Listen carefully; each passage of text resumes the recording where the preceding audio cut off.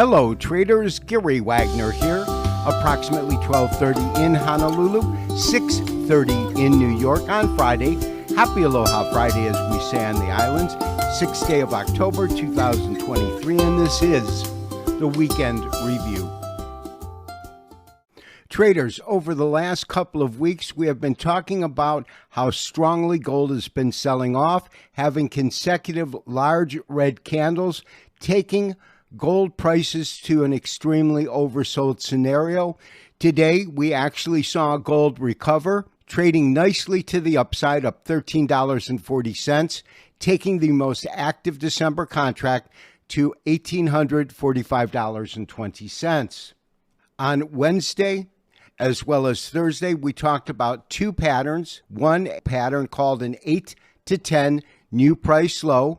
It occurs when you have 8 to 10 new lows that occur either consecutively or over a period of, say, 10 or 11 days. That is an exhaustion pattern that corresponds to a pattern called the 9, which was developed by Tom DeMark, which looks for 9 consecutive lower lows. That also signals exhaustion. Yesterday, the focus of our video report was that we have seen 9 consecutive days in which A, each candlestick was red, meaning it closed below its open. It had a lower low than the previous day and a lower high than the previous day, which meant that this should mark the conclusion of these exhaustion patterns. And that is exactly what we saw today, with gold gaining about $13 on the day. And even though it traded to a lower low, it closed well above yesterday's closing price, which means that the exhaustion patterns we have been focusing on could have come to a completion yesterday.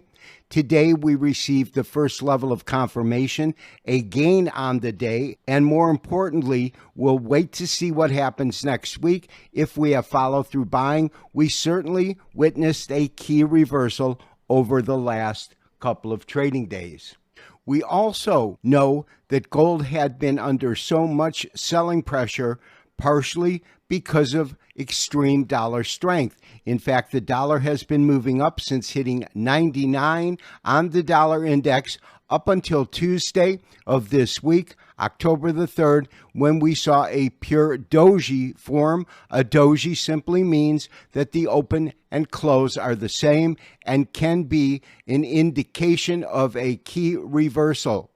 That was followed by the last 3 trading days in which the dollar has traded lower. In fact, in terms of the high that we witnessed, that is a high that the dollar had not hit since November 2022. That's significant. Also, the fact that the doji occurred at the very apex of this recent rally is also significant. When you combine recent dollar weakness with the exhaustion patterns that we've talked about in gold, we could be witnessing a very important reversal of critical trends, which have been dollar strength and weakness in gold. Gains in silver were also exceedingly strong, a net gain of 3.35%. Taking silver to $21.72 after we factor in today's gain of just over 70 cents.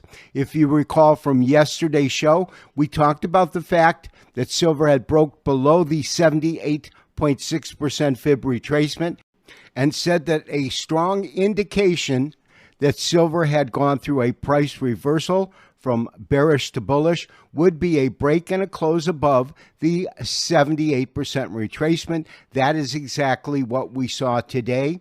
All things being equal, if we see follow-through buying on Monday in gold and silver and weakness in the dollar, we most likely will send out a trade alert to that effect with our recommendation of stop placement. That will go out through email as well as SMS text message.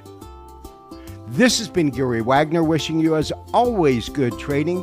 We will talk to you next week for the next daily update and review. Bye-bye.